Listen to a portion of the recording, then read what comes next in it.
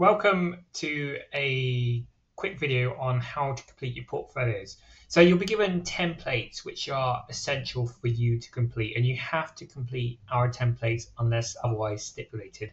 And the importance of these are because they've been approved by the awarding bodies, and also because of the structure, everything's been set. So everything sort of covers all the questions that you need to be asked. Failing to cover them, then you won't meet the outcomes.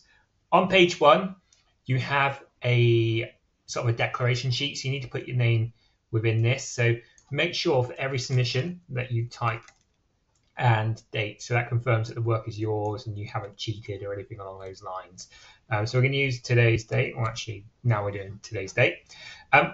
Learner guidance at the bottom, so this is slightly changed. So you cannot make any changes in red because everything's been blocked to stop people from deleting questions and deleting things that should not be deleted from the approved form. So just sort of ignore that if it's still there.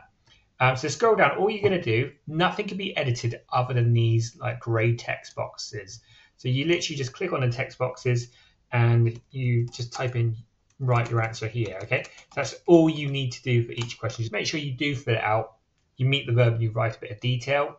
Where you've got numbers, so 1, 2, 3, 4, 5, like here, you should be given 5 examples, an example in each one. Now, if you're ever doing a resubmission, you simply just click on it, and all you're doing is answering, just press enter and create some space at the bottom, put resubmission, there we go, and then simply write your answer here. That's all you need to do, and then you upload it to the portal.